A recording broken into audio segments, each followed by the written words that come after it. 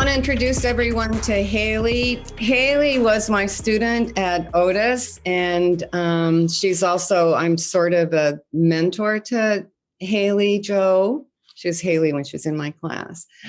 Terrifically talented, and of course, looking for her first PA job. Do you want to say anything, Haley? Joe? I'm just really excited to be here. I really enjoyed doing this with Bobi and Erica. But Haley is a tech, is extremely tech savvy. So I thought she would be an extra bonus point for us to have her because she can walk us through some tutorials. And Erica? My name is Erica Johnson. I am a second-year costume design MFA student with Marcy Froelich at the University of California, Irvine. And I'm just looking for summer work or just to have a really nice time this morning and present some research with everyone.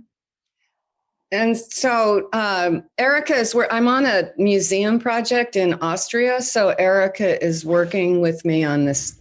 It's a pretty exciting project, but she's also helped me with one of my classes at Otis. And this is what I've been doing since you all have seen me last, I think. Not everyone, but I do a lot of teaching. So in the left, you can see Haley is on the left. This was her final exam. She dressed us all up as, what did they call? Lolita. Yeah, Gothic Lolitas. So that's, and then I made a video for LACMA on, these were all how-to costumes from our closets with Christina Engel. And then on the right is my class from Woodbury.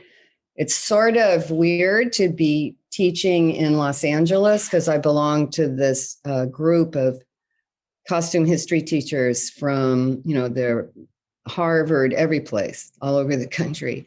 And then they'll say things like, oh, well, we brought sheets in and wrapped everybody up in togas. And then, I just sit there because what do I say? Well, yeah, we brought sheets in and we went up to the Getty and wrapped everybody up in togas and paraded around so they could have Instagram pages. It's being in LA is so great for teaching because you have every resource available to you, which is, so for Raining Men, I did a grant to do that. And then I got a grant to teach a class with LACMA and the Getty during the Getty's exhibition on fashion photography. LACMA had lent them 10 costumes for that exhibition. And so Sharon Tekeda, the curator, and Clarissa is the curator, and then Paul Matineau on the right is the curator of the photography show. So the three of them did, Haley, you were there. How was that? It was awesome. I learned so much about curation and how museums are run. I never would have even thought about it before. So in addition to seeing the original couture costumes, Paul brought all of his blueprint charts on what it takes to put an exhibition together, how you have to think of space. So it was a fun way. Haley is a costume major. So it's a fun way to think of costume as legacy as opposed to the legacy on film. Oh, I'm not finished talking. This mainly has to do, so I also was part of a National Endowment of the Arts grant to speak in Ohio. And I did a thing on True Grit. Mary Zofries helped us. And Paramount helped us, and we put costumes together and put them in their museum. And then we did a big team reads for the National Endowment of the Arts. All of the high school students read True Grit. And then I came out and I wore a burqa when I came out to tell them that seeing a burqa in Massillon, Ohio was about as unusual as it was to see a woman in a pair of pants when True Grit was made. And then I did, I've done a lot of panels and a lot of speaking there. I'm with Michael Wilkinson. We were in Austin, Texas at the Harry Ransom Center. This wonderful picture here from for Marlene is for Marlene Stewart. I have a really nice situation at Otis where they let me teach whatever I want. So I taught a class last semester on artificial intelligence. And so we were studying how that's going to affect the arts. And when we talked about robots, Marlene had just done an amazing movie called The New Guy. And so we brought Marlene invited Marlene to come talk to us about what is a robot going to look like. And the students, part of the way my classes work is we research who the invited guest is, then the students are responsible to introduce them, and then they do the Q&A with the guest. I have to step aside, which is really tough because I'm a control freak. And then, so they guide the panel and, they'd ask the questions, they make sure it runs smoothly. And then they create a really great thank you. And some of their thank yous have been out of this world. They created none of them were fashion students, save one. And they created a big map of when Charles Lummis walked from Ohio to California. They made a map of that walk and the beginning of the Southwestern Museum, our first museum. And then the last thing I want to mention that has happened since I left is the 705 gave me a gold card. And I've done a lot of work with my union with 705 since I've gone. And in 2008, Valerie Laban Cooper and I had a conversation about how we could diversify and figure out a way to bring diversity into our union. And that's become the PACT initiative. And in this picture at LACMA, one of the students from the PACT initiative, it was invited to come to that too. So we've been bringing people in from East LA City College, and we're spreading out. And then we've also started an oral history program. And I think that probably that's why they gave me a gold card. Okay, that's it. That's caught up enough. And so here's what we're going, that's enough of that. So here's what we're going to talk about today. Is we thought we wanted to talk about how to organize your research and how to find what you want and how not to be overwhelmed, because it's too overwhelming now. So what we thought we would do is a fake project where we start with, we've been given the project to do a live action Toy Story. So obviously the first thing we do is look up all the information of the origins of the story. And this is me here because John Lasseter is close to my age. So Toy Story is from his childhood, which we want to always keep in mind so that when we come to 2019 and 2021, we're going to move forward. What was the childhood? What were the toys? What were the childhood colors of the current director? We know how John Lasseter, we know that Buzz Lightyear, the colors were chosen by John and his wife. Her favorite color, I think, was purple, and his favorite color was green, and you get Buzz Lightyear. So we want to make sure we know all that information, all the backstory before we start. Everybody is together. And then after we discover we want to do a live action Toy Story, they say, no, we want it to be like True Grit. We want it to look like True Grit. So it just turns out that Erica, the intern working with me this semester, is an amazing historian. So I thought, what a smart thing for me. I can turn this over to Erica to help me with the research. Take it away, Erica. Thank you. Really quickly, in talking about backstory, I just want to say that there's a land acknowledgement that we need to take care of.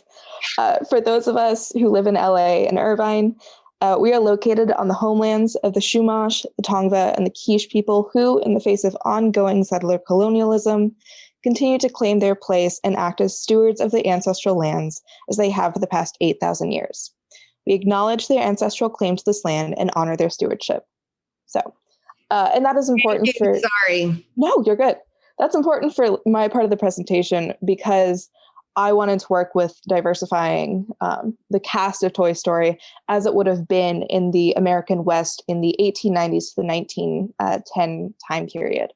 So what's going to happen, Haley's going to continually click kind of, and that's going to give me talking points to discuss with my research. So Haley, if you don't mind, the first thing that I like to do with my research is consider and find search terms that I can plug into different databases, archives, libraries, you name it, and then see what pops up. And this is mostly time consuming just to like weed through the various images and see what libraries or people have considered as an African-American cowboy.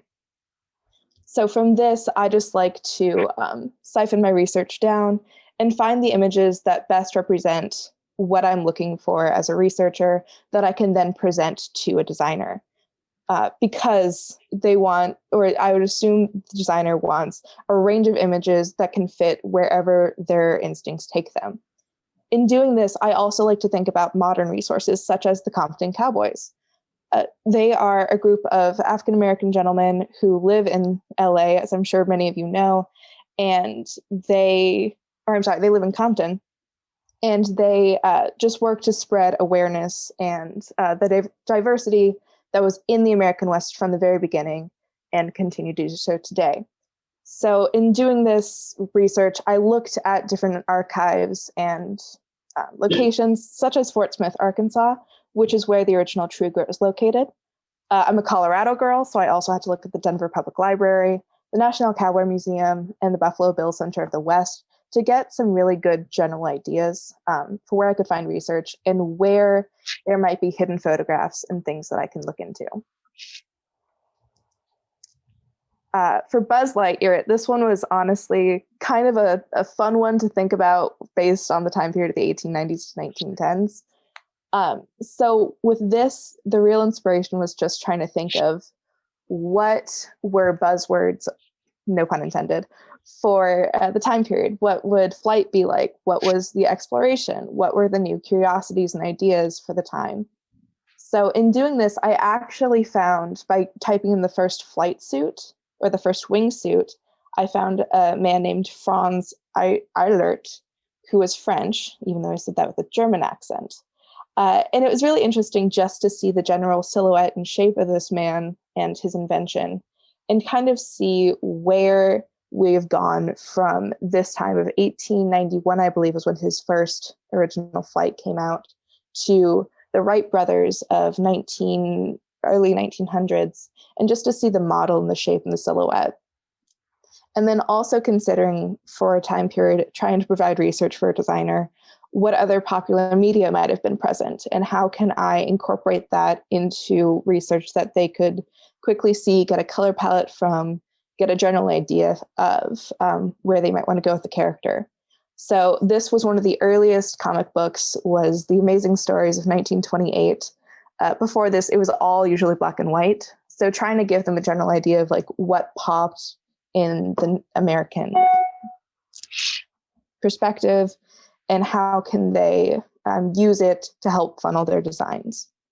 And then the reason I had to include the diving suit was because, again, we have to look at the silhouette of what Buzz Lightyear was, and then understand that perhaps we can't get that exactly from a flight suit, but what was another occupation or exploration that involved a different silhouette than what you might see walking down the street of Arkansas. So I had to go with the diving suit, especially with Jules Verne's 20,000 Leagues Under the Sea being such a popular book for the time period. I thought it would be appropriate just to kind of offer the merging of two worlds and to twist the idea of what exploration might actually have been for Toy Story and True Grit. So, were you finding a lot of spacesuits? Actually, no, because of the fact that space, came around in the 1950s or so, and aviation didn't actually take off. Again, I'm sorry, no pun intended, until World War II in 1914. finding things that were more what we consider modern and would have helped Buzz Lightyear's toy silhouette weren't readily available. So you have to kind of massage what you're looking for and take different inspiration from different ideas and images. So I want to say something here that I never thought of this until just now.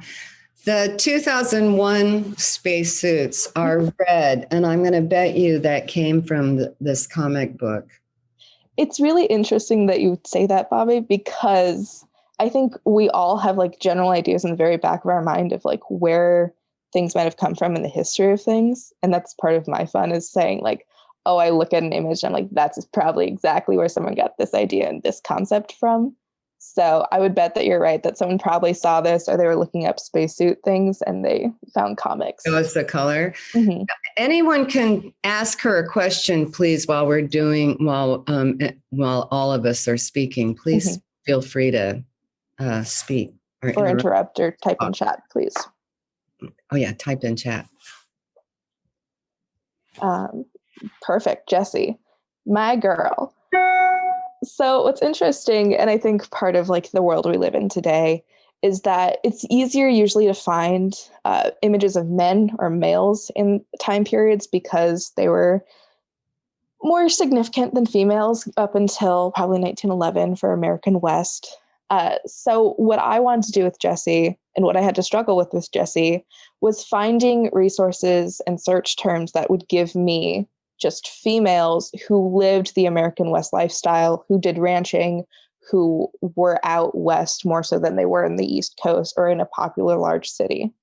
So with that, I started looking more so at my geographical relevant areas. So again, looking at Fort Smith, Arkansas, looking in Colorado, looking at Wyoming, to kind of see where in the West I could pinpoint either archives or search terms that would give me greater success in finding images of women who lived this lifestyle and were not posed as women at the bottom right would be, because posed photography commonly didn't show accurate costumes, as I'm sure many of you know. It just showed what would be the best or the funnest clothes for the time period. So I want to offer to a designer the best and the staged wherever possible, so that they can just have their range of ideas and know what may or may not have fit within the silhouette in the time period. So again, we all loved Jessie in this flying dress situation.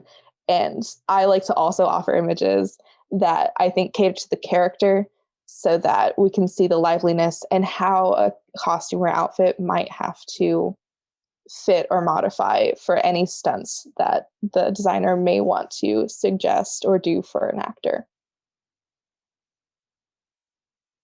And then Bo Peep, this one was very fun for me because I looked up original shepherdess ideas and trying to find things for the American West. And it mostly talked about male shepherds, clearly, because, again, it was very uncommon for women to be living in the American West and trying to do this exploratory lifestyle. But then if you continue to like search through different archives or different Google searches, to be quite honest, I came upon these paintings of a Navajo shepherdess by Harrison Begay, who was a Navajo artist. And he painted these in the early 1900s.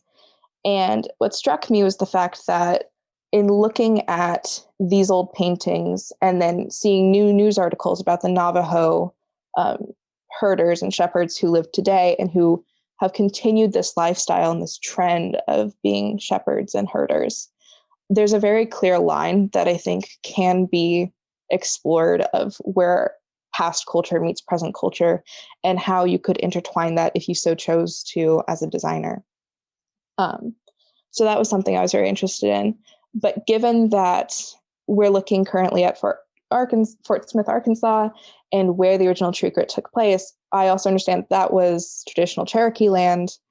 And so I wanted to offer a color palette for the designer who may want to merge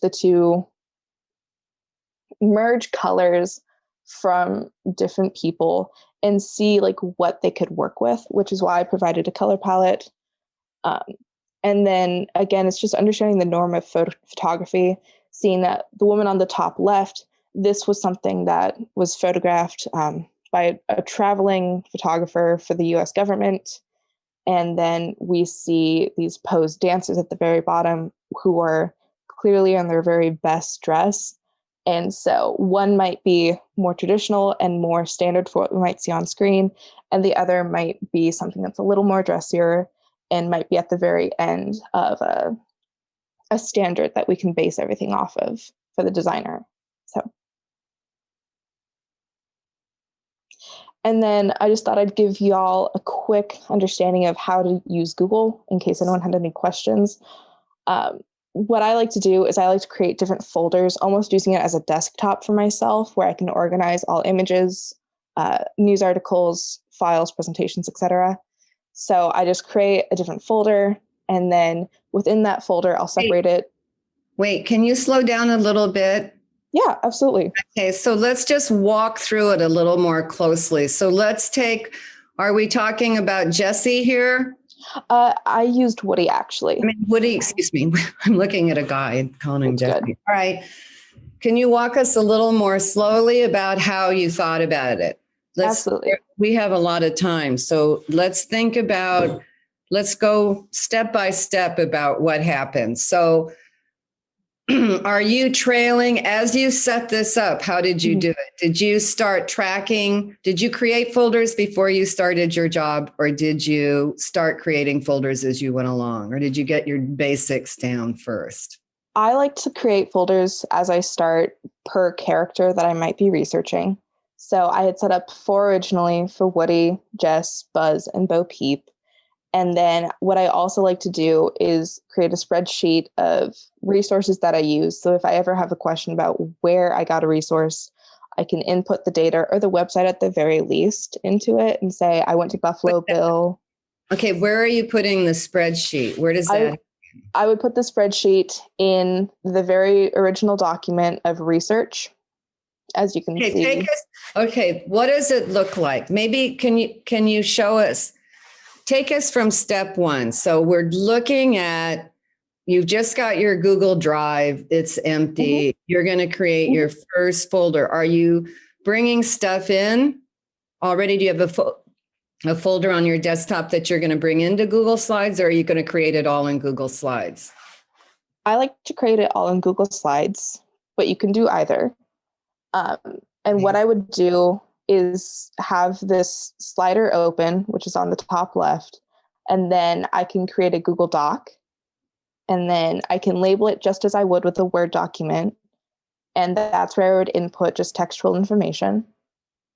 And then I can also, as seen by this side tab, do a folder and create a new folder, and then from there, I can title it Cowboy or whatever the term might be that I need to help condense my research. And then I can input images to it by either saving them directly to the folder, as you might do with a desktop, or if I saved it to my desktop first, I can drag it over into the drive, to the folder itself. And again, I can title all of these as I need. And I usually do it, so I title them based off of the website or the resource I got it from. Again, just to kind of help myself keep track of my steps and where I got images. And then if I wanted to share this, like I wanted to share this with Haley, I can move over to the drop-down arrow and I can just share the email to whomever needs it, for a team member or a professor, in my case, usually. And it works best that way for me. And the reason I like Google so much is because I can do a lot of edits live time, and someone else in my team can also be looking at the same document, seeing the edits I make, and can comment or add to the document or the folder as I do the same. So that was a bonus for me. Okay. Does everyone understand how, does anybody have, let's go back to your slide again. Does anybody have a question about how to set up their Google Slides? Goody. And then are you going to open it up for everybody to share this? Is this going to be the master slide for the crew? Are you going to invite everybody to share this, or do you want to create a separate one for everyone? You can do that as well. You can have one slide for just you and perhaps the closest team member that you have or the designer. And then the designer could share that or share a duplicate of that folder to whomever they choose to allow access to it. And that can be separated by just they have access to view the document, or they can have access to edit as well. Do most of you work in Google Slides?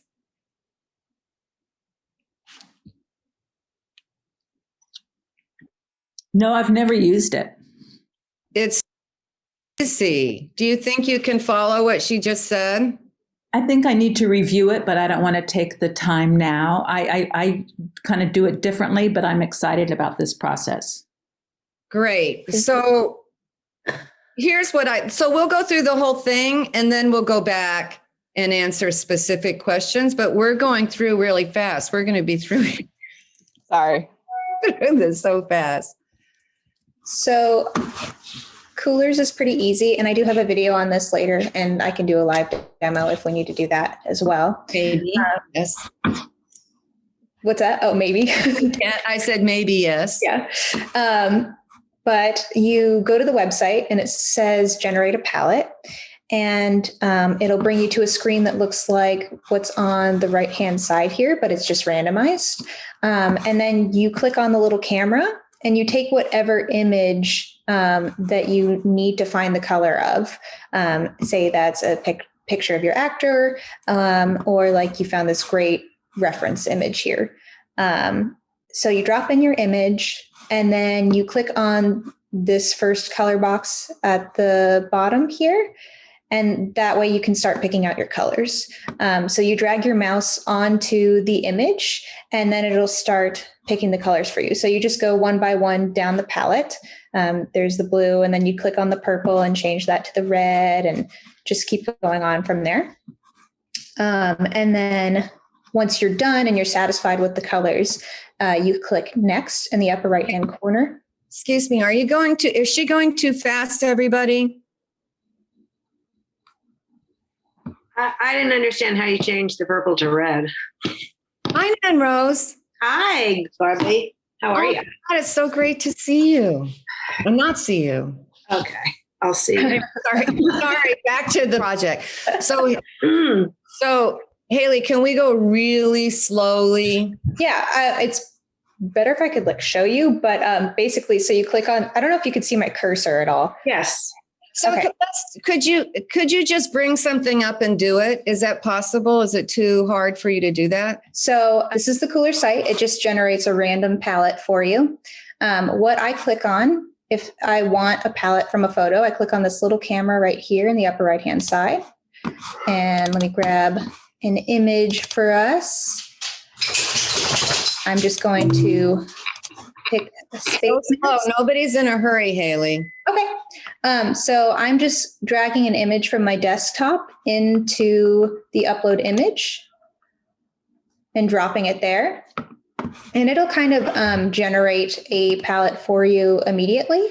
But if you want to be able to pick and choose everything, you click on the first color in this palette and you take your mouse and you just click and drag, and it'll bring up like an eyedropper tool and show you the exact color that you're picking up on. So let's say I really like this green, and then I'm going to click on the second palette color here, and I really like this white color.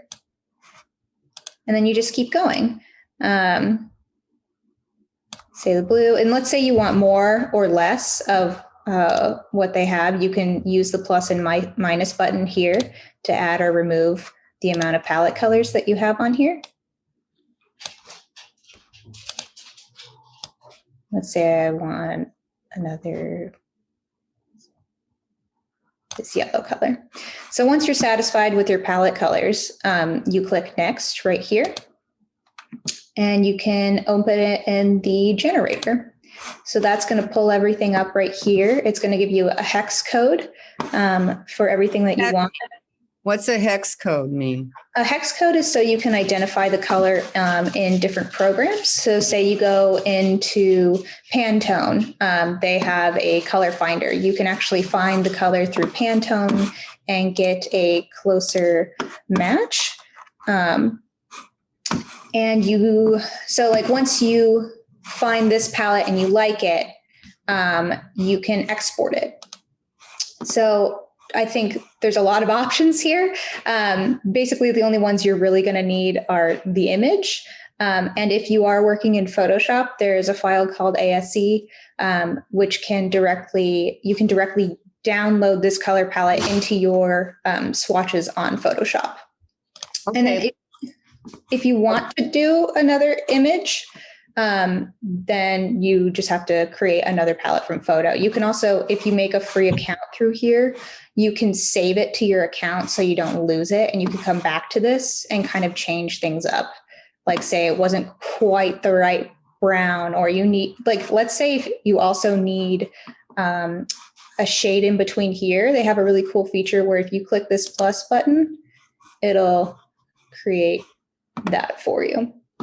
Okay, could you do me a favor? Go completely out and start this process over again so that everybody can go step by step. We can see what the whole thing is. But now do it one more time, really slowly, and take us through each thing. So here's the colors page, okay? So it's coolers.co. Don't put in com because you'll go to a different website, which we have it on the slides, so you'll be able to find it, but just wanted to warn you.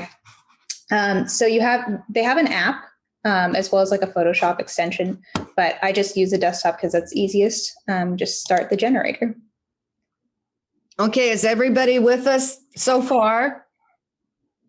Yes. Okay. Cool. So creating a palette from a photo, go to the camera here. Oops.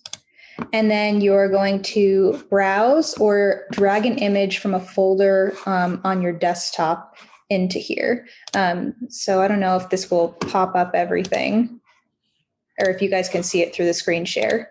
We cannot. Okay. Yeah, I just browsed through my photos and picked one, or I can do it again and just try and show you. I just drag it from my desktop into here. And then clicking on the first color that you want to change. Okay, is everybody with you with what she just did?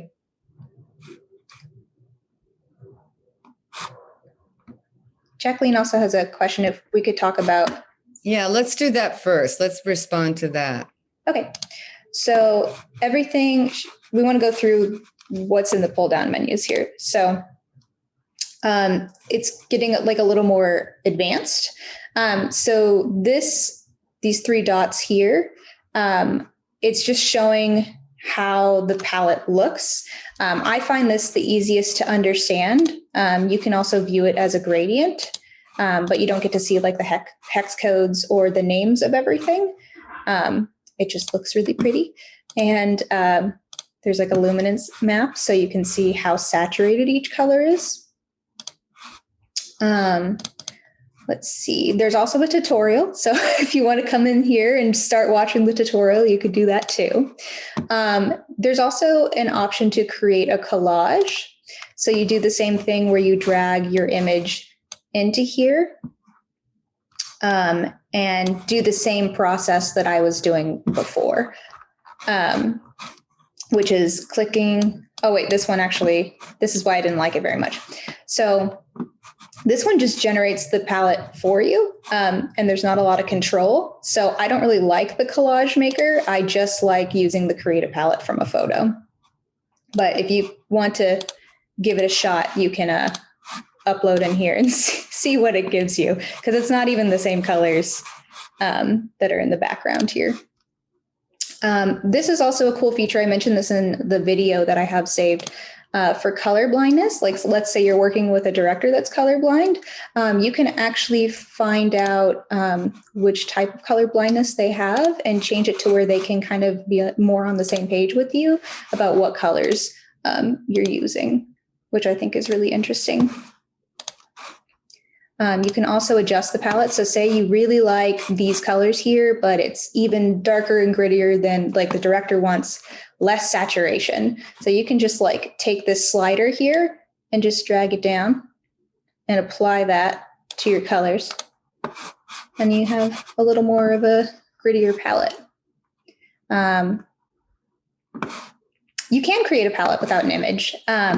So what you can do, like sometimes I just get inspired, I'll come onto Coolers and it says press the space bar to generate color palettes. So I'll just do that. And I go through here until I find something I really like. I'm just hitting the space bar. So let's say I really like this, but this is too much for me. So what I can do, I can lock all of these and then hit the space bar. It'll just give me some random colors, which I think is really fun. And you can also view the shades to kind of pick what you want on here as well. And you can also save colors to your favorites. So if you do make that free account through Coolers, you can come back to this color.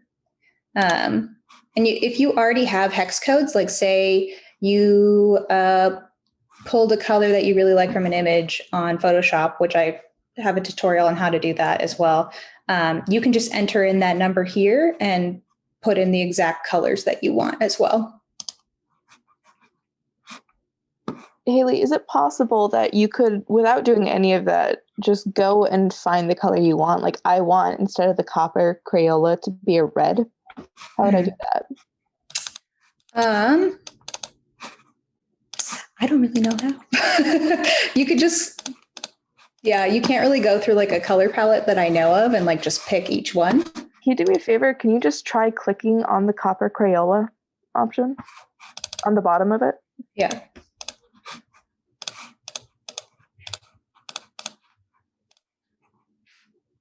Wow, this is awkward. I managed to do it yesterday. Sorry. Very good. Yeah, create a palette without a reference photo. Yeah, generally I create my palettes through Photoshop because I know how to get the exact colors. This is more of like, let's say you have a skin tone that you're looking at. You can also, get that from an image. Let me grab one over here. Let's see. So let's say I want to find her skin tone. And then this is obviously going to be like the only color that we're really pulling from here. So I'm going to open it in the generator. So this is going to be her skin tone, and you can lock that and change these colors with the space bar and kind of see what works with that. I also like, let's say I drag this image back in here again, and you can kind of find a range of the shades. So that's the first color palette. This is like a little bit lighter. And then go darker. And then you can bring this with you to see, what colors would look best. Like, let's say you're about to go shopping, and you can bring this with you on the go to try and match to what you need. Does anybody have any questions?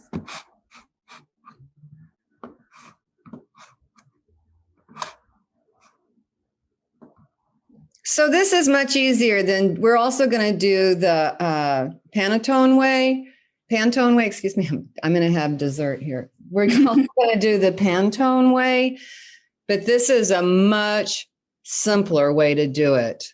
Mm-hmm.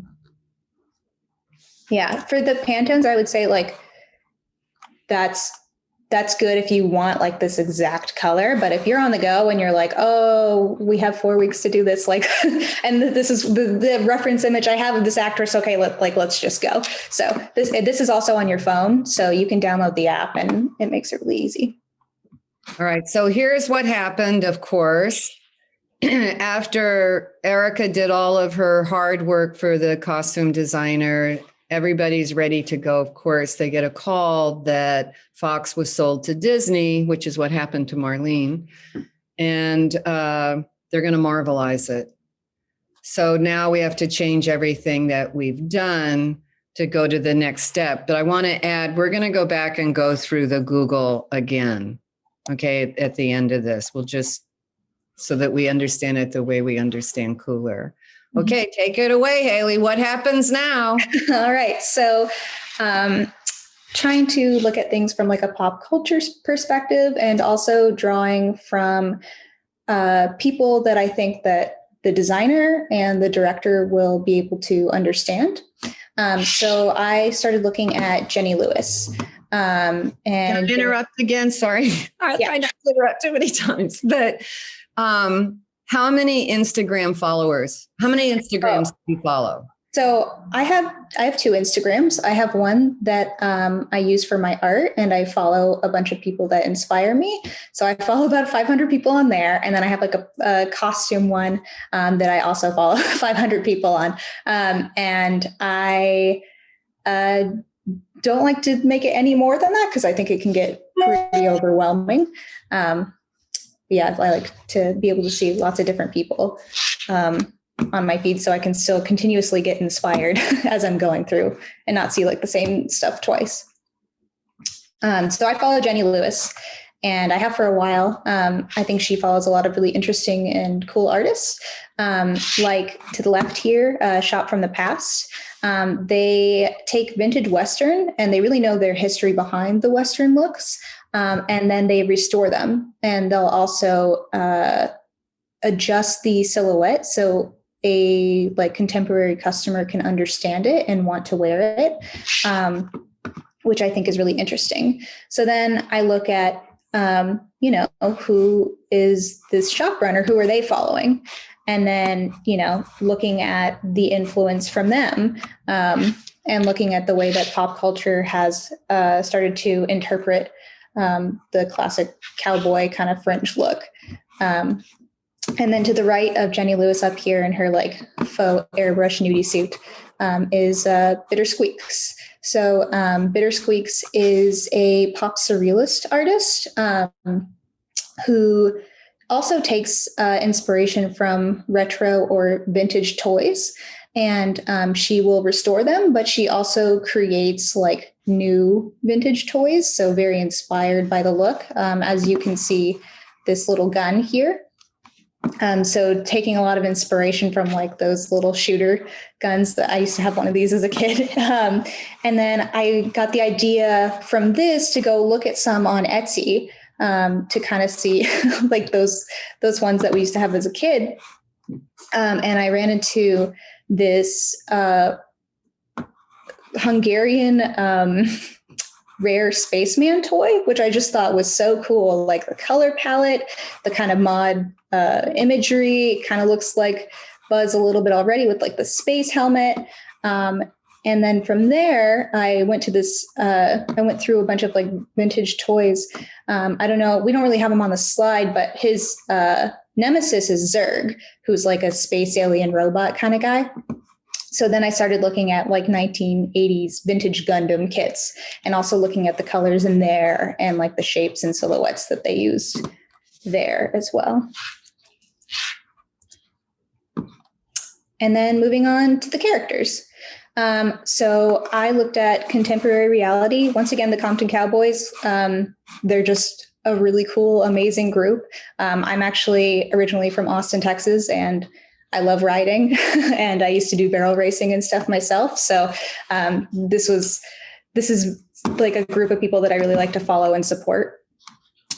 So looking at them, and then looking at people like Lil Nas, and how he's kind of brought a resurgence of making like cowboys really cool, and a bunch of the information like that we didn't know, or like I would say people my age group wouldn't have known about like cowboys of color, because I feel like cowboys have been in popular media white for like a very long time.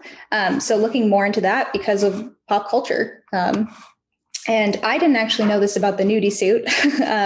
I'm also Jewish, so it was really cool for me to learn that the creator of the nudie suit was Jewish as well, because I've never really heard of like a Jewish cowboy. So that was neat for me as well. And I also have a big love for video games. I think it's really interesting how they decide to design for video games. So I think they take like the essence of a character and break it down for the youth to understand it, So I think it's interesting to kind of look at that and the way that how pop culture simplifies a cowboy and, combining that with the historical research. And then for Buzz Lightyear, again, going with the shot from the past and going into looking at the space toys, like that was my process earlier, finding this really cool Hungarian astronaut. And then this over here is finding a color palette inspiration from using Pinterest, and also using those images from Pinterest to get Pantone colors on Photoshop, which I have a tutorial for, and we can hopefully go through at a later point. I also use ArtStation a lot. This is from Mass Effect, an astronaut. What is ArtStation? So ArtStation is a collective website for concept artists like Philip Boutet, and like amateurs as well. But there's some really, really cool stuff on there. And there's like a search database where you can find stuff. So there's a few more images that I pull from ArtStation as well. And I also wanted to pull in Among Us, which is a very, very, very popular game. Like lots of people are streaming it and playing it right now. So just pulling the colors and like very simplified astronaut silhouette off of these little guys here, which I think is really fun. And then Jessie from Toy Story. So like I said, I used to participate in barrel racing. There's a picture of me on my horse about 10 years ago. And I wanted to look at contemporary riders. So this is Equestrian Noir, who she does a lot of really cool photo shoots and outfits with her horse. I would definitely recommend giving her a follow on Instagram. It's really beautiful stuff. And some more Instagram barrel racers. And I also went on to YouTube. There's the Cowgirl of Compton and Kanisha Jackson. So this video here is of Kanisha Jackson. She is a rodeo queen, a Black rodeo queen. And there's actually different circuits for white and Black rodeos still to this day. And a lot of Black rodeo like people in general don't get to participate in the white competitions. But it's her goal to be able to be rodeo queen throughout all of them. And she's amazingly talented. If you watch this video, I can link it. Like she goes really fast. It's incredible. But yeah, her style is really cool too. And this is her daughter, Courtney. So it's a whole family of mother, daughter, granddaughter barrel racers. And then down here is an Instagram called the Yeehaw Agenda, which is definitely just pulling more of like cowboys of color into a place where everyone can kind of see it and appreciate it. So for Bo Peep, she goes rogue in this movie. She takes off her shepherdess skirt and she wears pants now. So I was thinking, okay, so she goes rogue, literally looking at like a rogue in like Dungeons and Dragons or like a video game.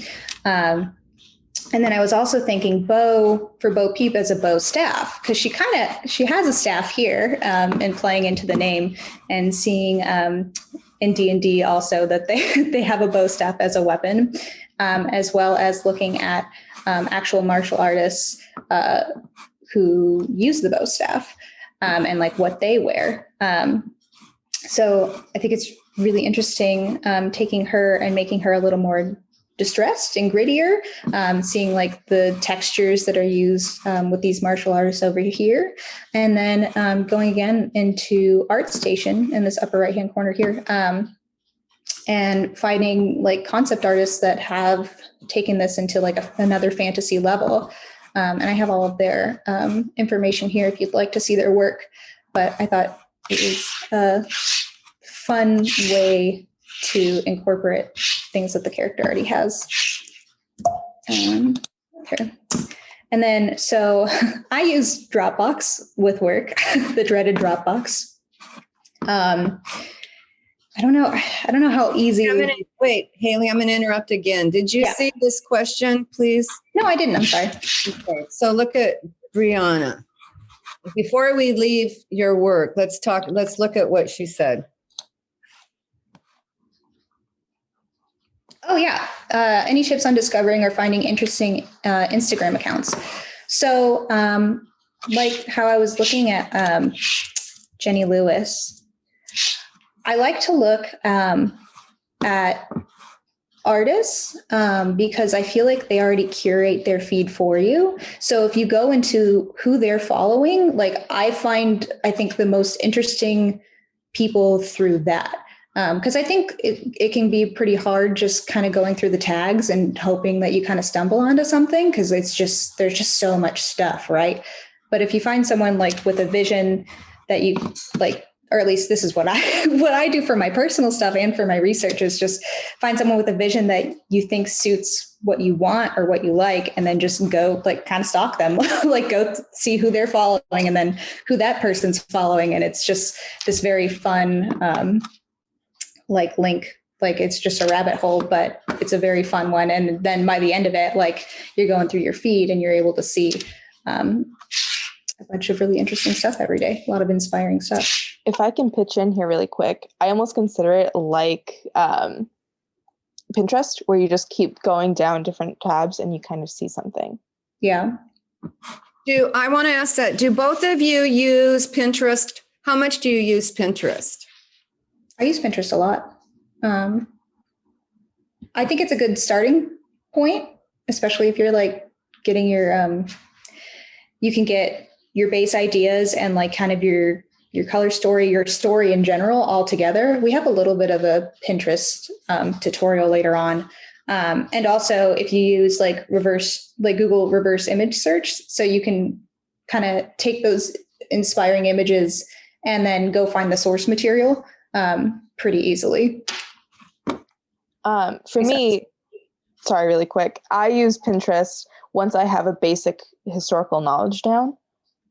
And then I can go from there and like search specific things. Like if I want to look for a bishop sleeve or an A-line dress, I can keep seeing different options and then I narrow it by the time period. I agree. Pinterest is the last thing I look at because the sources on it are always so terrible. They're not good sources. For sure. It messes up my research. So they're almost never my first line of defense. Mm-hmm. You know, I'm exactly what Erica said. I try to get my feet wet about where I'm going and what I'm doing. And then I sort of let the Pinterest wave come because it's just so overwhelming. Mm-hmm. I find Pinterest for me is better as like kind of an aesthetic mood board rather than finding like historical sources or anything like that. And then like doing the reverse Google image search. If you find an image on there that you really like and like hopefully it has like the background that you really need. I think that's where it's best. Mm-hmm. Pinterest for the reverse search so you can go on and find other stuff. It overwhelms me and I used to keep all these Pinterest categories and I got so overwhelmed by that. I don't even do that anymore. I like to treat it more like the Wild West. Mm-hmm. Wow, Bobby, pun intended. Really quick, I'm just going to address Danielle's question about finding search terms. Sweet. Which just kind of means going off of this idea of using Pinterest, they can sometimes title things a certain way. So like Pinterest might say a raglan sleeve or a very specific kind of detail or design or time period or a description for an image. So raglan sleeve or African-American cowboy. So using that's how I like to kind of start my search, is just looking at that general title and then continuing to see like what other resources are available based on that. And that goes across my different sources. So maybe I look at that at a library, and then I continue that over into a very specific archive, like the Fort Knox archive, just to see like what the general term is and what the general term gives me for different sources, if that kind of helps answer that question. I also will reverse the words. Like I'll put, woman's dress, bishop sleeve. Then I'll put bishop sleeve. I keep fiddling around with the words. And then I also, I rarely start with the first page. I usually just skip the first page and start with the second page of resource, of references or whatever the Google search is popping up, because I know everybody else that's looking has already looked at the first page. Mm-hmm. And so I spend a lot of time going further in so that I can find something that's not first look, or that the algorithm has already, I resent the algorithm so much that I try to, see if I can get around it. I also, sorry, I didn't mean to interrupt. I also, on Instagram specifically, if I find, like, let's say I do my basic search term, right? And then I find something I like, I go look at that user's hashtags to see what they use. And then I'll click on all those hashtags and see if that brings me any more. And it usually does. Yeah, yes, the hashtag is a really good source to do. I agree. That's a great one. And we do sorry. Go ahead. I was going to address Susie's question for the reverse Google search. We do have a tutorial on that later. Yeah, we'll get to that. We just have a couple more things before we get to that. But we're all making the same point that I want to drive home. There's so much information now, and there's so much data available. And like I said, especially after teaching artificial intelligence, I really resent the algorithms making my decisions. So how I work now is I generally go to an expert. So for example, when we started working on this, obviously I asked these two, but I also called Rachel Meinerding, who's married to Ryan, who's the concept artist, but she's also a customer. And so I talked to her about it, and she gave me a list, and she's also has the Concept Artists Association. But I always go to somebody who knows about that subject.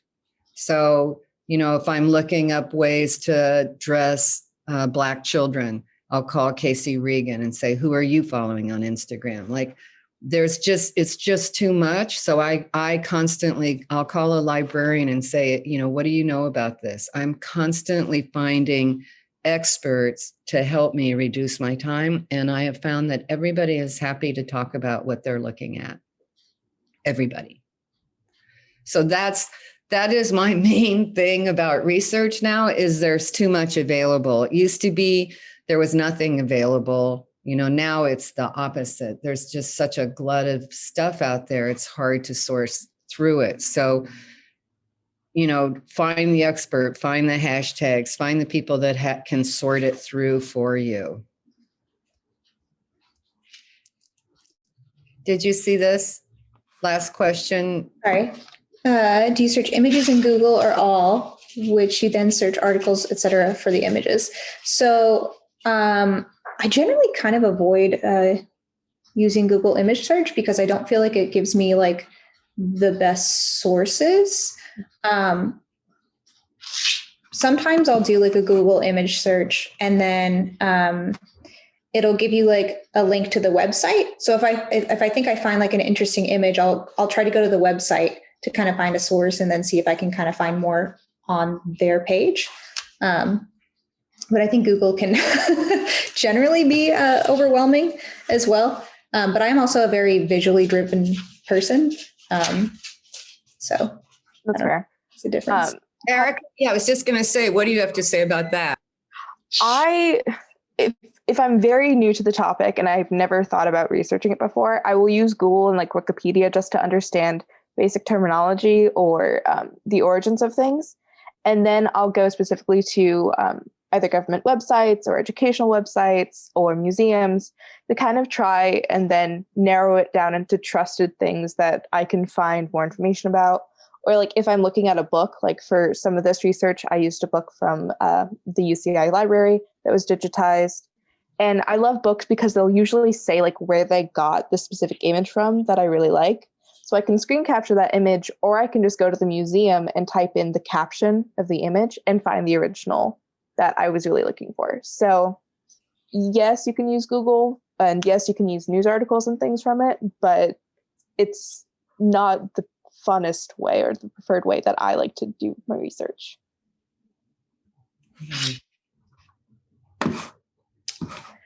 Agree.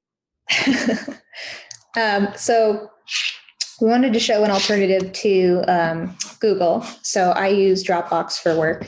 And they have a website, but you can also download an app. So I'm going to try to go through the screenshots. Hopefully it won't be too confusing. But basically this is your homepage. I click on all files. The way that I do my research is I like to make a research folder for whatever I'm working on, and then I'll do the characters for each of those. And then if the character, like let's say the character is broken down into like, they show up in different ages. So I'll do like Matilda at 5, Matilda at 15. And then I will do my research and I'll write everything down in like a notes file. I will pull those images into my desktop just because that makes it easier for me. And then once I've got the most of it, the meat of my research, I will upload my folder onto Dropbox. So you just click this blue add button, and this will drop down. It'll say upload folder, and you can just drag the folder into there. And it'll put everything in there. So this is the folder open. So this is my research folder for this class. And then I have the characters broken down. So I have Bo Peep, Buzz Lightyear, Jessie. Haley, can I interrupt really quick? Yeah. So you save the folder to your desktop, and then you take that desktop folder here. And does your desktop folder already have all these different extensions for Bo Peep, Buzz, or do you do that detail work on Dropbox? No, it's easier to do it on your desktop because Dropbox is going to try and upload it to the internet. So it may take a minute for you to try and rename images and stuff. So I recommend getting organized on your desktop first with that file if you do your research like I do. And then pull everything onto there. And then you can add images pretty easily and videos and things like that. But the process of getting organized, I think, is better on your desktop. And then I name each of my files so I can find it easily later, because like once I said before, I'm a visual person. If I can't see that image, like I'm like, I have no idea. So I'll like name the image and then I'll put it into my notes file so that I can just find it really easily later. If I need to find like the Instagram link or the newspaper article that some of the stuff came from. And then the good thing about Dropbox is you can share the file with your team really easily.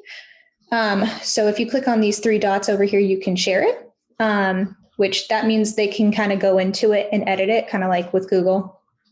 You can copy the link so that they can kind of go in and see what's going on in there. Transfer is a non-free Dropbox option. So basically they can just download it. And then you can, like, let's say your computer wipes itself and horrors of horrors. You can download the entire folder again and just have that as another backup on your desktop. And you can also delete it, rename it, copy, move it, all that fun organizational stuff on there as well. And then here are some videos that we have for Dropbox and for Google. So you guys can look at it. Let's go back and make sure everybody understands the Dropbox procedure first before we go to the video. So let's just walk through it carefully, just go through the whole process just one more time. Yeah. So find my project, find my research. I make a folder. My research folder, title of the film, what have you. And then I have all my characters, and then I have all my characters broken down by age. And then I bring all my information into there. And then once I'm organized and like all my files are named and I have all my sources kind of written down, then I will drop the meat of my stuff into Dropbox. So add, upload a folder, put my research folder into here. This is the overview of what's in the research folder. So these are my separate files. And then when I'm in my folder, everything is labeled because I will not remember it if I don't label it. Where I do my notes is, so I use a Mac. There's like a little notepad app, but you can use anything. You can use Microsoft Word, and you can also add that into your folder as well. Notes just happens to be easy for me because it's on my desktop really fast, and then I can just kind of copy paste it wherever. And like Erica, I usually keep that in my research folder just so it's easily accessible. And then, yeah, sharing the file with the team. Let me know if I skipped over anything because we've been working on Any this. questions about this? Okay. Great. And then, yeah, Erica made a video on Google. Here's mine on Dropbox. Oh, it's playing it. Hi, everyone. So I'm going to talk I'm going to to see you if I can about... just... There we go. Okay. Erica, you're muted, sorry. I was just So- whispering to you, please don't play that. I understand. So after we've done all this work, we get a phone call and they're going to start shooting in 4 weeks, and they're going to make it. It's too expensive to make it in the future, and it's too expensive to make it in the past. So they're going to do it now.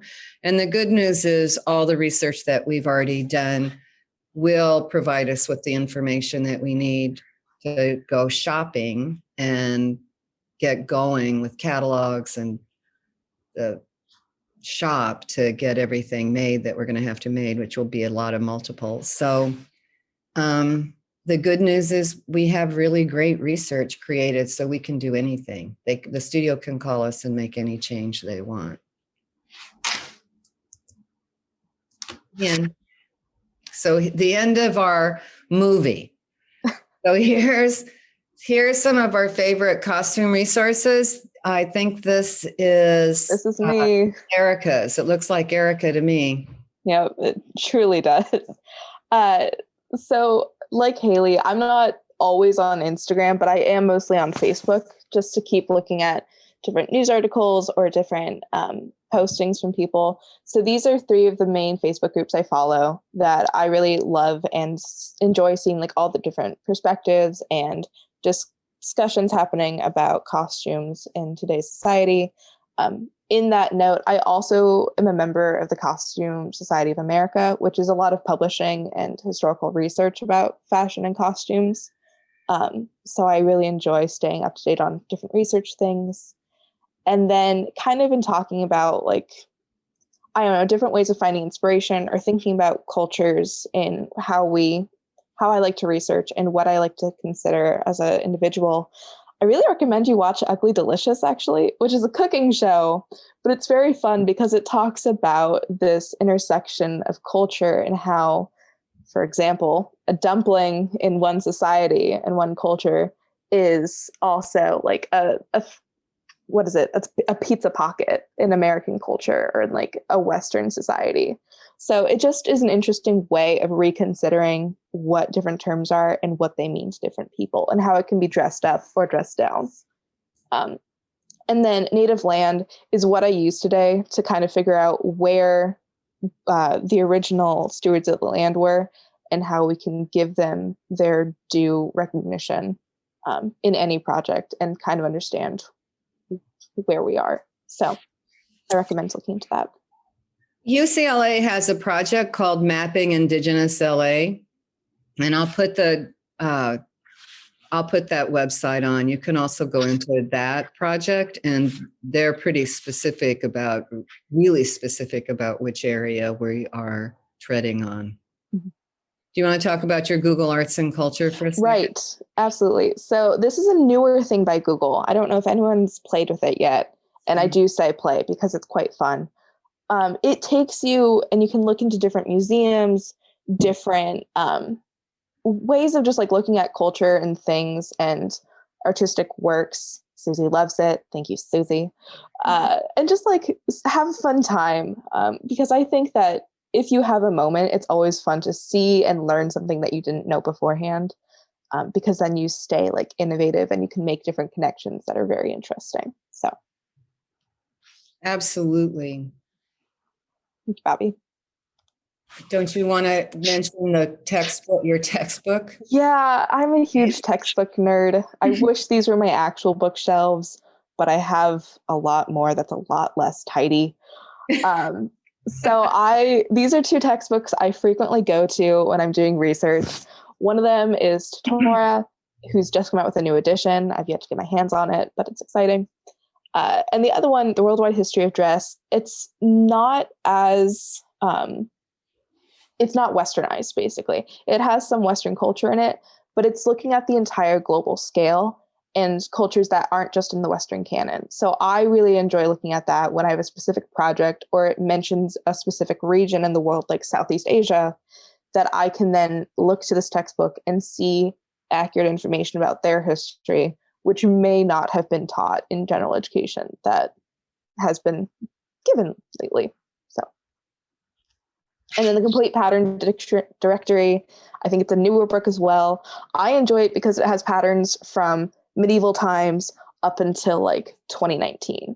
So I like looking at it for different motifs or color schemes or things like that, just to kind of get the juices flowing. There's also a great organization that when we can do live events again, it's the Textile Association too, that I'll put a link, I'll go back and put in. And they have they're very similar to CSA but their focus is international textiles. And some of the best talks I've been to have been through Textile Association. Any questions for Erica about how she works? Okay, let's see Haley's fabulous page. So I am a pop culture junkie, so that reflects in how I like to look at things and get inspired. So I love to look at art books. I'm an art book kind of junkie. That's where a lot of my money is spent. I have a big library in my bookshelf. This one specifically is from the art of Into the Spider-Verse. I love reading about like where the artists got all of their inspiration from, how their personality plays into their clothing and their design. I think it's a really fresh way to kind of look into that stuff. And then I picked up this book called Festival Folk by Rob Flowers, which has a bunch of different festival and like carnival outfits throughout like the whole world. And I think it's like $20 on Amazon. It's really, really fun with like a lot of really cute illustrations in it. And then this is a contemporary lingerie underwear book about by Cora Harrington. And it's pretty much everything that you could want to know about, how to maintain, what some of the stuff is for, which I'm sure, we're all educated in, but I find it very interesting to read it from, someone who's very passionate about lingerie. And then again is ArtStation. So this is just what the ArtStation like intro page looks like. They just kind of bombard you with images. And if you see something, like I'll just click on something and then go through the hashtags, go see the creator. It's very, very inspiring. And then you can search up here. I don't know if you could see my cursor and put in hashtags in there like you would in Pinterest or Instagram or anything like that. And then, of course, there's coolers.co, which we have gone through. And I'm also really into pop surrealism. And when, we could, I used to go to a lot of galleries and look at the art up close because it's when moving from Austin to here and seeing like the wealth of art that was here was just so cool. Cause I would always get these magazines and just look at them and like be in awe over it. So this is always really inspiring, and to see what, contemporary artists are thinking about. And also I spend a lot of time on YouTube. So one of my favorite channels is called The Way We Wore, which I'm sure Bobi is familiar with. And she goes through like this beautiful collection that she has and showing the history of it, doing interviews about like, the costumes of the nanny and Fran Drescher. I also follow someone named Bernadette Banner, who like creates, Victorian clothing all with Victorian methods. There's just a wealth of information on there. And then when I want to see people in like their real environments, like I'm looking up barrel racing, I'll look up barrel racing videos, and just get, the gist of it from that. And I think Hope had a question for Erica. Can you share with us how you find sources, museums, collections, libraries, and stuff, etc.? All right, this is me cheating based off of my undergraduate degree of being a history major. So basically what I like to do is, if there's something very specific, and I'll give you an example of using Buzz because I think that's the best one I can come up with right now. Trying to find an old diving suit from the 1890s. Yes, you can Google it, but I also don't know if by Googling it, I'll get the exact decade that I'm looking for based off the images, because they don't have to be specific. So what I initially tried to do is I went to any Navy museum and I just typed in Navy museums, and I started scrolling through to see if they had archives or a database that I could look through, or if I could call someone to ask them if they had photographs of such an old piece that I'm looking for. And then if that didn't work, I kept going on to, well, maybe the Smithsonian has something, because the Smithsonian is a really good, just central place to look for just a random thing that may not be necessarily fashion related, because if it was fashion related, I would go to FITM or the Met or the Victoria and Albert Museum. But for something that's really general, like a diving suit, maybe the Smithsonian has something. So it's basically, you just have to carve out like 30 minutes. And as you look for something in Google, like a museum, Navy museum, you can also have the other thoughts of, okay, well, if that's not going to work at a Navy museum, maybe I can go to a submarine museum. Maybe I go to an old fishing museum, or just like different places that you can just scatter ideas around and then see what seeds have been sown. And then with the flight suit, it's like kind of the same thing. It's, what is the period that I can look for? Do I go to the Wilbur Wright Flight Museum? Do they have actual images? I went to the Air and Space Smithsonian for that, to see different fighter pilots in the World War I flight suits and things. So you really just have to be very open and let any ideas come in that might spark like, oh, there might be a museum for that, or there might be a group of people for that who are really good aviation enthusiasts who have collected their own images and have just like posted it on the Getty, or I can't think of another website, but I know there's other websites that have like purchased images with a fan base that supports the research they've done on it. Which I don't want to say anything, but I think that's a really great segue into something that Bobi's going to talk about later. Well, I don't know what that's going to be. I want to say, though, I just call them museums. Or that. I just call it. When I worked at Western, I just called everyone, and I still just do that. So, for example, when Patty Norris was doing 12 Years a Slave, is that right? Right. She had this idea that the slaves were able to come from Africa. She wanted to find some sort of connection to the textiles of Africa. And she kept having it in her head that somehow someone brought a textile from Africa. So for that, we called museum curators in New Orleans, South Carolina, North Carolina, NYU, Resource Center. Like, we called librarians. We spoke to, I still do. I just call people directly and say what I'm doing. And generally they're very receptive. And the answer is the slaves came naked. There was no ever trace of fabric that anybody could identify. Oh, so this is my page. So people ask me all the time what my library is like, which I had made my library pretty small, and I had donated a lot of my books to Western, and then turned around and started acquiring them all over again because I needed them for teaching. So I made a thing of what would I do if I could just have 20 books, which was really hard. But I do a lot of surveys. You know, I like to have surveys just so I can see what came before, what came after. That's sort of my obsession. And so these on the left are terrific surveys. Items, which is from MoMA. It's only the second time MoMA did a fashion exhibition. And what's particularly great about that is that it will say like kilt, and then it'll take you back into the history of how many times that's appeared in history. So you can see all, it's a really handy catalog for references.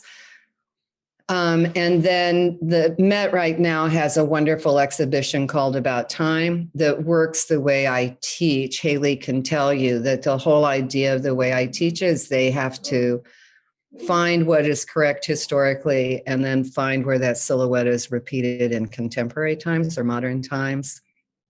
So how to read a dress and how to read a suit gives you the specifics. And then the Met's catalog will take that specific of historic reference, and they'll also go they'll put it together with the present, with some fabulous design from the present. So I really recommend getting About Time. The three books I use the most are the catalog from the photography show at the Getty, and then the two books from LACMA, Reigning Men and Fashioning Fashion. I really encourage everyone over and over and over again to start collecting museum catalogs. You can download them for free. Museums that are funded by the public are required to release the catalogs for free online. Legally, they have to do it within I don't know if it's 3 years. They have some limit. So you can download a lot, but museums spend 5 years at least putting an exhibition together. So every single photograph that they choose counts. So for me, I still want to go back to exhibition catalogs and go to exhibitions because I know that the people who have chosen those images have thought about it, and they've looked at 100 other images before they chose that one to represent the period. So I think it's really important for everyone to support museums. And one way you can support them is buying the catalogs, and then the catalogs also increase in value dramatically. I think Reigning Men right now I know the cheapest I saw it was 200, but I've seen it for like 550. In addition to the folk encyclopedia, Before They Pass Away is a really beautiful and inspiring book. But there aren't many international books for us yet. It's just coming. So when I have, like, my nephew was in China, and so they brought me back books from China that we can't buy here. So I'm able to do that. So I constantly, if somebody tells me they're going to another country and they're generous enough to bring back a book with them, that's the best way to build your collection, is to beg your friends to bring you a book for a present. There are more and more Black books coming out and Black photographers, which I can't recommend highly enough. There's a contemporary Muslim fashion that's originated in San Francisco, and it's really, really fun.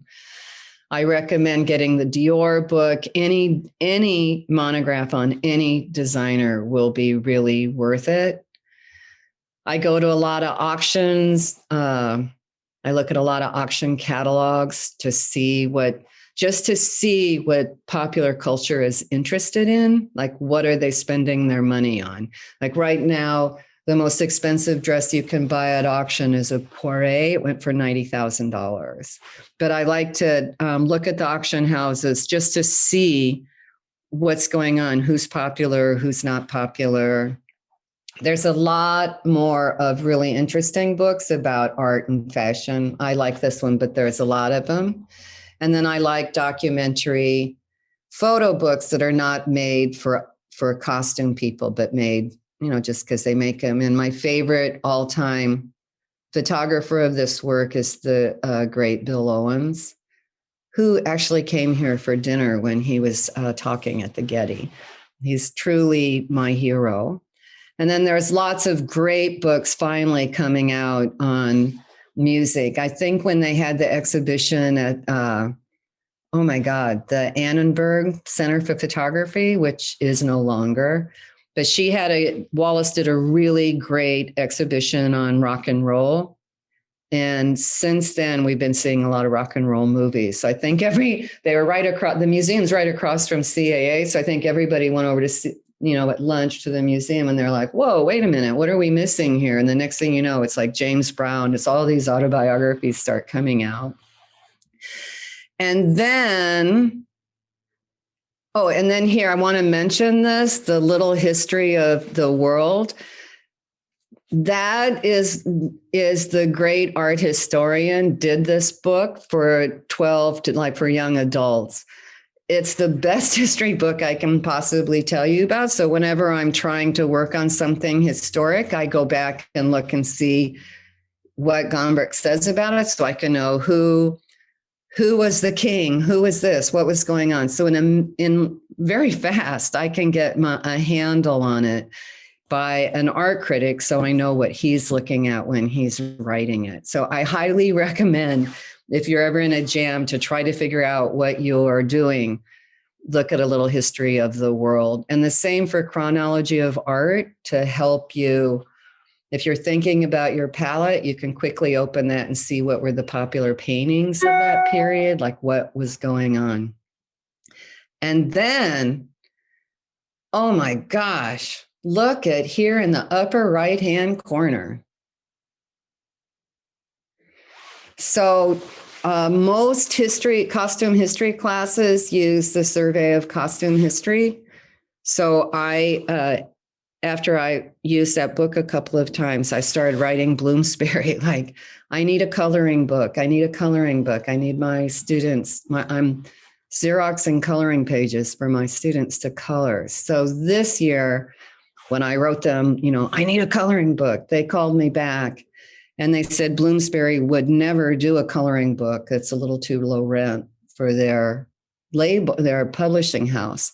And then they called me back and they said, well, we took a survey of 35 people and everybody wants a coloring book. So Christina and I just finished it, and it will be available in the fall. So if you know any costume history teachers, they can now have a coloring book. Okay, that's the end of my library. And then I started a follow me page, but I thought I had another hour before class started to finish putting everyone in. But like I say, I immediately, whatever I'm doing, the first thing I do is call somebody who knows something.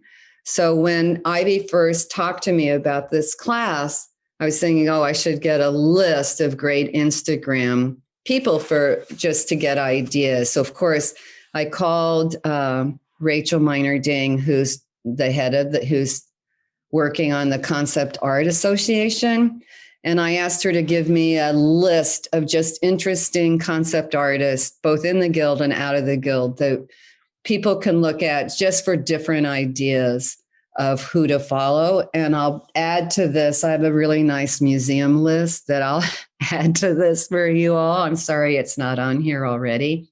And we'll put on several other sites that we all follow that I think would be valuable. But in this universe of all these people that Rachel sent, this was like a really revelatory for me because it was a lot of things I don't look at all, which is why I wanted to include it.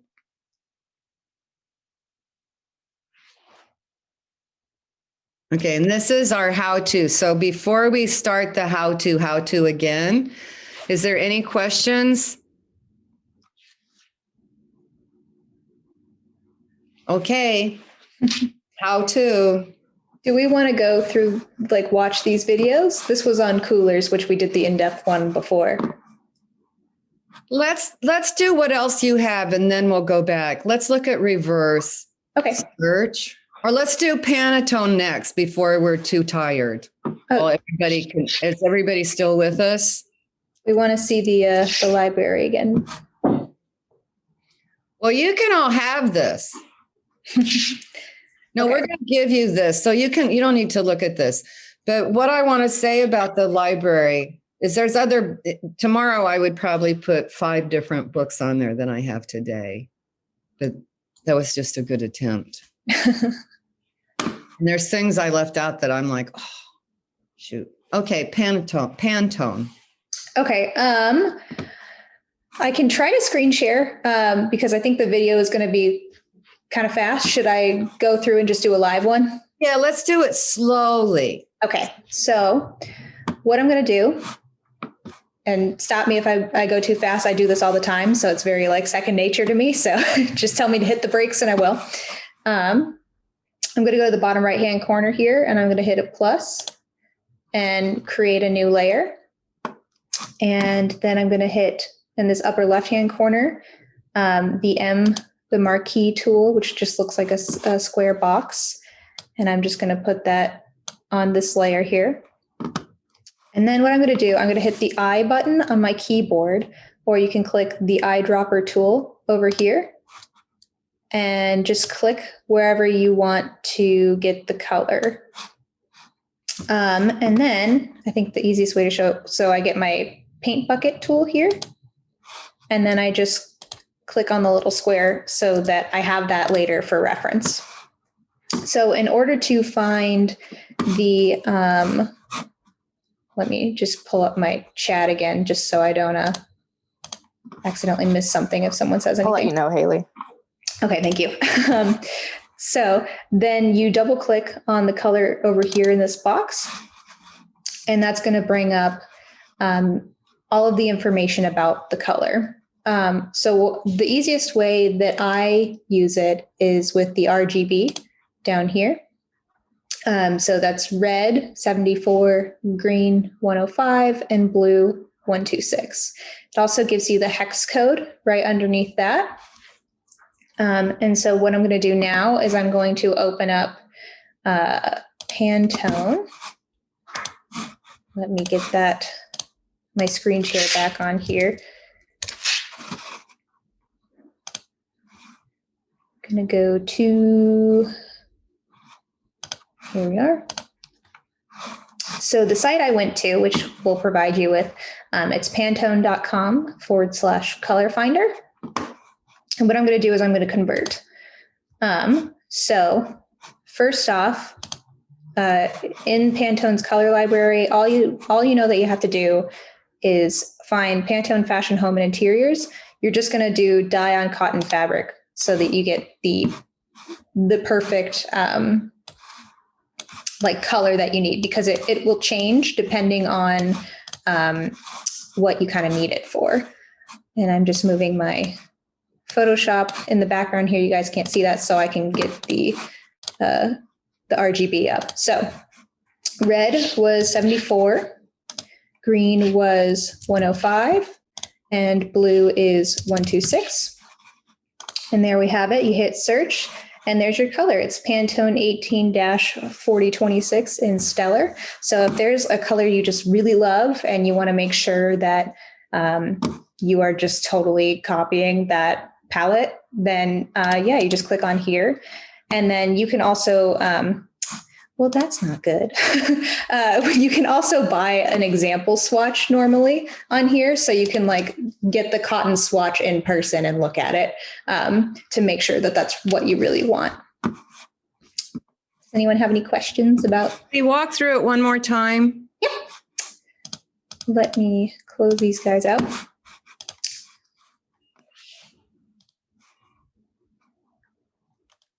Get back on my Photoshop. Okay, so what I'm going to do now is I'm going to create another layer, and I'm going to make another box with this tool in the upper left-hand corner here.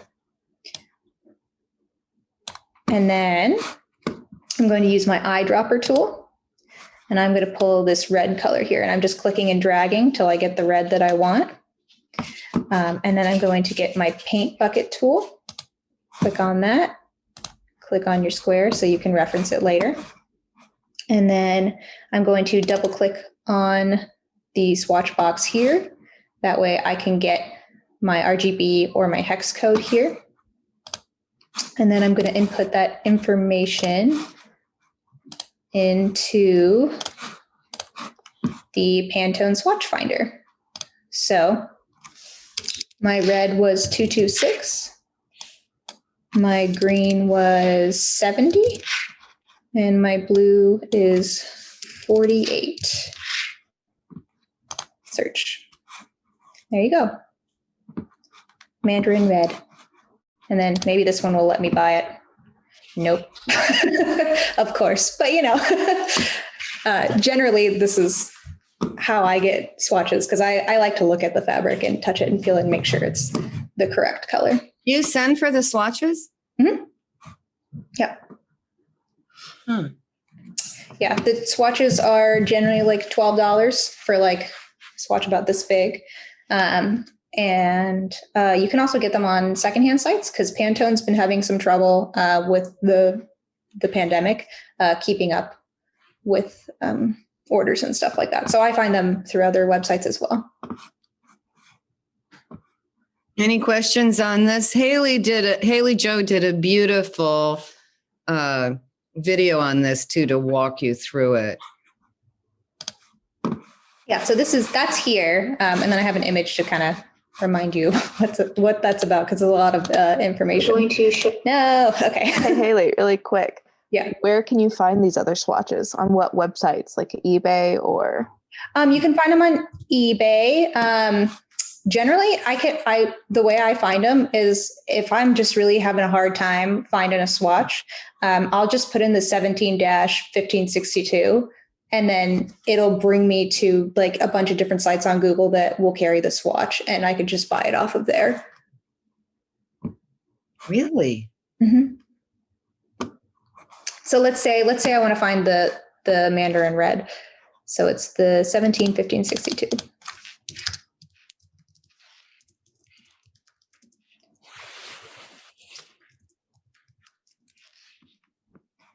So you can find it on Pantone if they have it. Trying to see. So I've ordered off of Columbia Omni Studio before. And I've also used Hyatt's.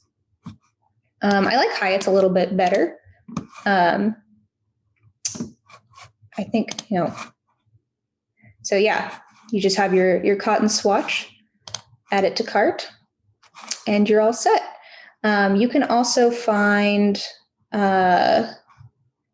quick order swatches. So if you have like a whole list of swatches that you want to order, you can just enter in what you need and just one, and it's already got the Mandarin red. So you can just enter in all those at once and order it all at once. It's super easy. Awesome. Yeah. Do you guys have any questions about anything?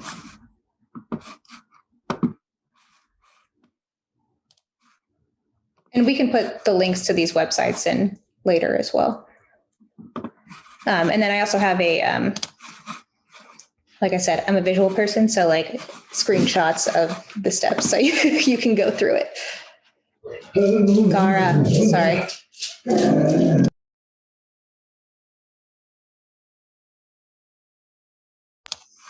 And these are videos on how to reverse image search and how to use Pinterest. I think Susie was asking if we could go through reverse image search. Okay. let's see. So let's go to google.com. So I go to Google and then I click in the upper right-hand corner here and go to images. And then what I'm going to do is I'm going to take an image and drag, Photoshop's up, sorry. I'm going to take an image and I'm going to drag it into the search bar. And what that's going to do is it's going to upload the file, and then it's going to bring you to a bunch of links. It will also give you a bunch of visually similar images. So if you found something that you really like, you can kind of branch off your search from there as well. But let's look at this first link here. People in nature. Interesting. It's not always accurate, but I'm not sure why it did that. Interesting. Well, so sorry. I just realized this might be a new thing too, because Google had to redo their copyright infringement things. Mm-hmm. So they might be only giving you commercially available copyright. I see. Okay. Yeah, because I actually got this off of the photographer's website who did this. So very interesting that it brought me there. But it's a good way generally to find a source on an image that you don't know where it came from. That's how I found all my sources on Pinterest and like the artists who did them and stuff like that. And then what else did we have? How I use Pinterest. Erica, do you want to show how you use Pinterest? Because I know we use it in different ways, or do you want me to? By all means, please take it away, because mine's full of class projects. So. Okay. All right, let's go to Pinterest. So this is my homepage. Obviously, I've been looking at a lot of cowboy stuff, so it's bringing up some Orville Peck and some interesting stuff here. I'm going to go to my splash page. And so I like to organize things by the project. And like I said, I'm a very like aesthetically driven person. So let's go to, we did a project with Ruth Carter. It's out now. So it was for school. So let's say I scroll down to the bottom to kind of see the start of everything. This was more fashion driven, but also combining it with research on the Ndebele tribe, which is what I made my dress based off of with Ruth.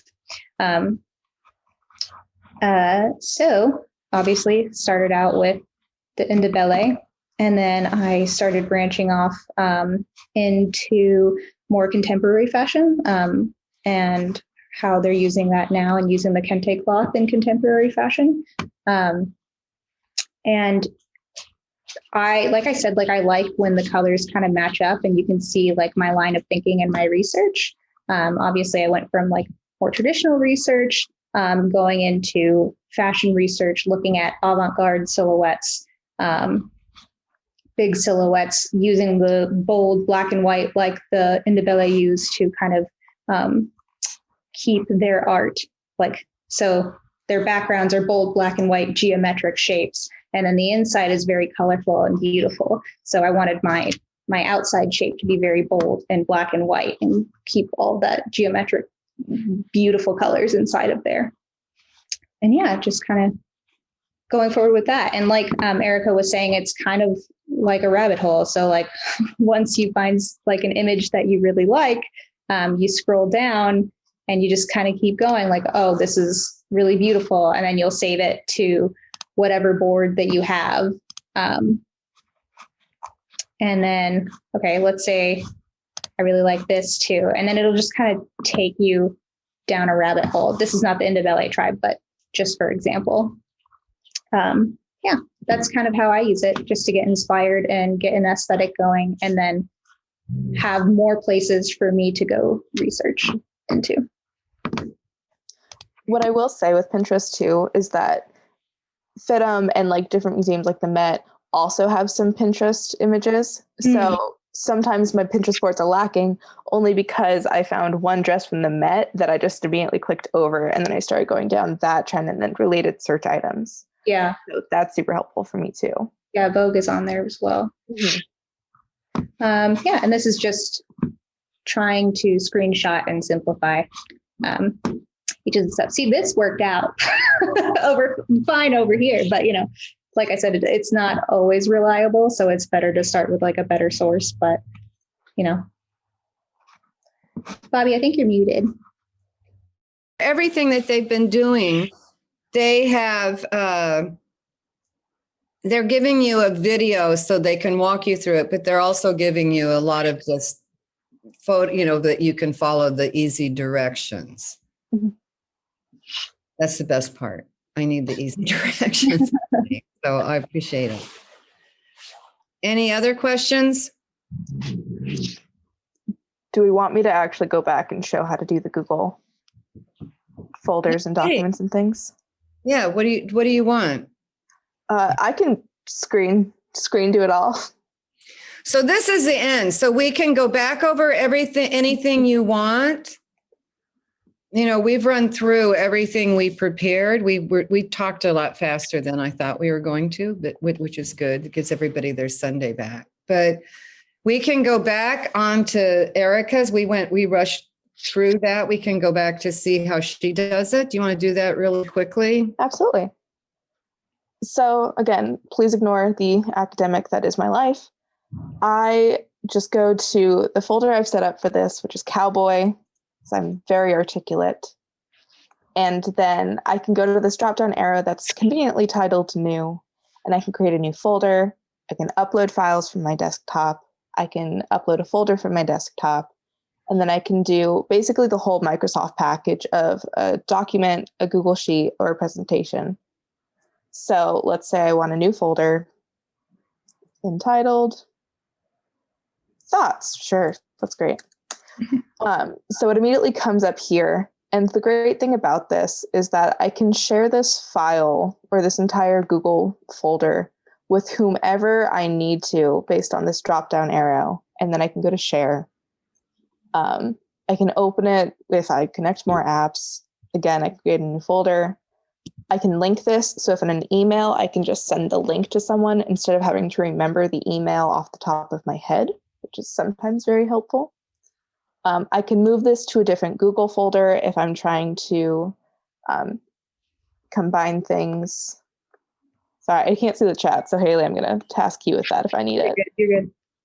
Rename anything, change colors just for like visual organization, or I can search within Cowboy and find an image that I have maybe trapped inside of here.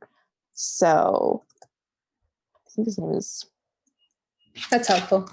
Oh, yep. So that's what I enjoy doing. I really enjoy Google because I think it's meant to be as helpful as possible until I stymie it. Going into Cowboy Research with all of my things. Again, I can create new folders to separate all of my characters with. So in Bo Peep, I labeled her just as I found all the resources. I can also capture screenshots on my laptop, and then I just drag the image over from my desktop to Google, and it immediately uploads it for me, whether it's a JPEG, a PDF, a Word document, what have you, which I think is super helpful. And then again, I can share it live time with anyone. We can all edit documents at the same time, and it works really well for my uses as a student. Does anyone have any questions based off of Google that I can answer for you right now? Or can I continue selling Google to you? I have a question for Haley. Mm-hmm. Do you primarily do your research though from the computer? Because I know that you also have a library. We've talked about this a lot, but how often do you go to books? I love books. I was just saying I miss the library a lot because I really like, so one of my main sources, like as a kid, was tell me if I'm going off on a tangent, but magazines and books. Like I would always ask my mom to get me these Harajuku books about Japanese fashion and stuff. And they were like importing it at that time was like $50 for like a $10 magazine. So she'd be like, now, but my library would have them. So I'd go and look there, and I still kind of have that habit. But with the pandemic, I would say, a lot of it is on the computer. But yeah. Well, most of my students, and I'm interested if Jacqueline has the same experience, most of my students don't own any books. Yeah. Zero. Like they don't have any books at all. And they do everything online, which is not to say they're not looking at museum catalogs because they're available online. But they don't look that way. They don't think that way. I would say probably at least 75% of my students don't have books.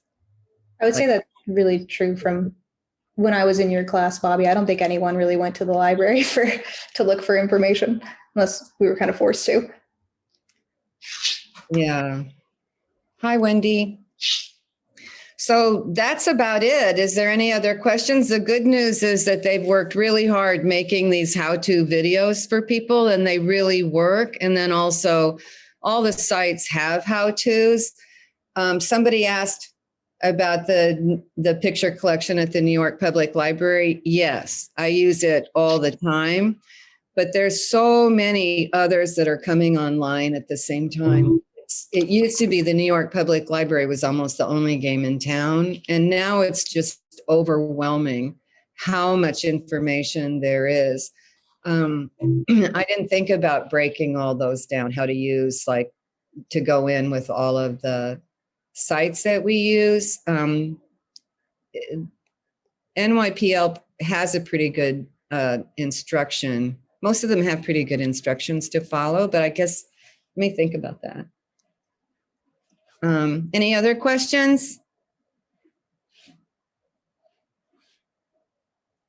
Oh, this is like teaching. We're done.